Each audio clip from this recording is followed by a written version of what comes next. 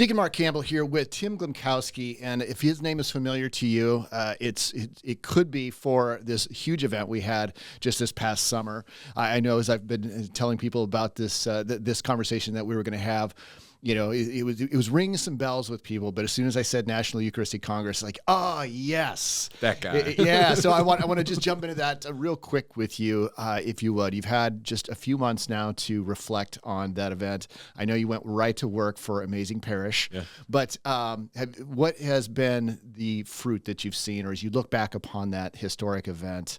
What are your thoughts, feelings, emotions in and around that experience? Yeah, personally, I think just very humble to be part of something that God did that was so powerful for the church. The stories that have come back are remarkable. I mean, we had some pretty powerful, like, physical healings take place while we were there.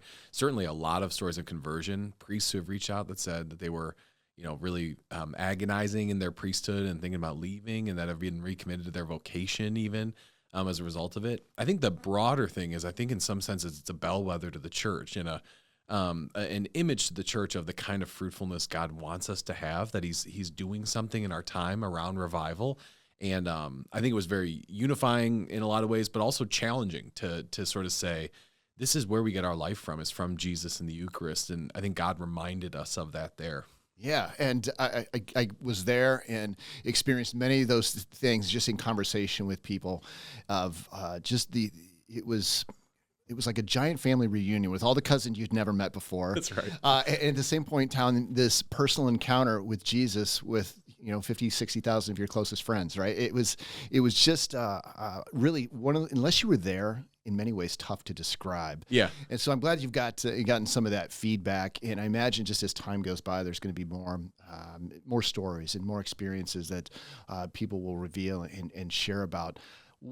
What led to you being involved? It was quite an undertaking, obviously, but what led to you being invited to lead this effort as the CEO of the National Eucharistic Congress? Yeah, no, it's something that never didn't exist, right? I mean, it was a brand new sort of concept that emerged out of the Eucharistic revival, and there you were tabbed with the task of heading it up. Yeah, I would always I did a lot of the fundraising to support the work, and so a lot of our benefactors would ask. Sometimes I'd get to the end of a call or a meeting with them, and they'd say, "How did you get this job?" And I would just, after a while, I just always started saying, have you ever heard of Forrest Gump? You know, it's kind of like that. Like in some ways, the Lord just sort of led us on a journey of, my heart, my work has always been in the renewal of the church. And so I'd started some apostolates that were doing work in those areas. And then during COVID, I'd gone to work for Archbishop Aquila in the Archdiocese of Denver. And I'd done a little ghostwriting for the USCCB for a resource that they were coming out with from the Committee on Evangelization the summer before. And it introduced me to Bishop Cousins as he rolled onto the committee. And so we got along well, and so he invited me to be these committees that the USCCB sort of operates around, have these lay consultants that are just there to basically like talk in meetings and kind of give their perspective on different things. So I came in as they were just starting to talk about this Eucharistic revival project that Bishop Barron had started and that Bishop Cousins was now sort of undertaking. And so when they decided there'd be a Congress that would be sort of the high watermark of this, and that they would form an entity to do all the work of it, I just had a very profound experience of calling, is probably the simplest way to put it. And so I just applied. I reached out to Bishop Cousins and said, I'd like to throw my hat in the ring. I really feel like the word the Lord gave me was, you know, this is the next World Youth Day 1993. This is a great moment for renewal in the church in Denver in 1993. And a lot of the work in the new evangelization was really sparked in this country by that moment. And I think I sensed, you know, in some ways we were very surprised that it exceeded our expectations sort of in every measure. In other ways, like, it was a confirmation of some of those early words that the Lord was saying, I want to do something here that's more than just an event, more than just like this kind of gathering of the church. And so it was very powerful to be part of.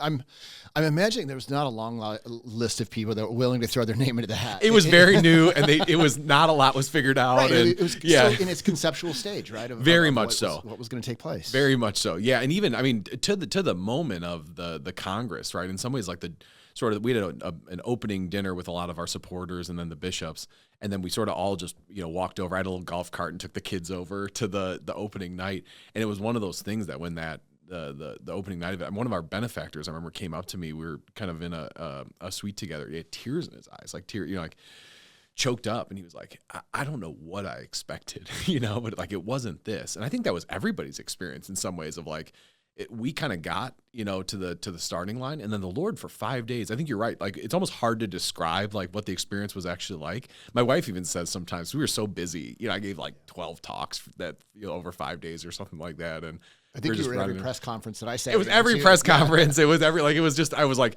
literally just constantly running. I was at like I remember I was at 10,000 steps by like 10 a.m. every morning. You know what I mean? Like, it was just crazy.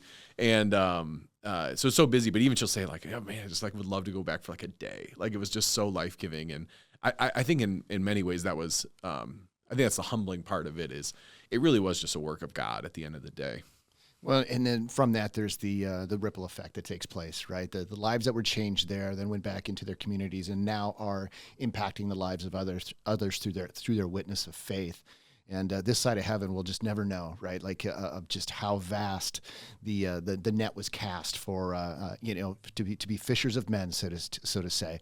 Well, I want to go back even further, because it's what led to this calling, and that's a theme that I think we'll hit on here frequently as we talk.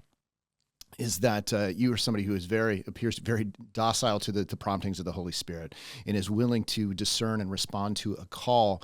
And that really took place at a Franciscan Steubenville conference in your senior year of high school.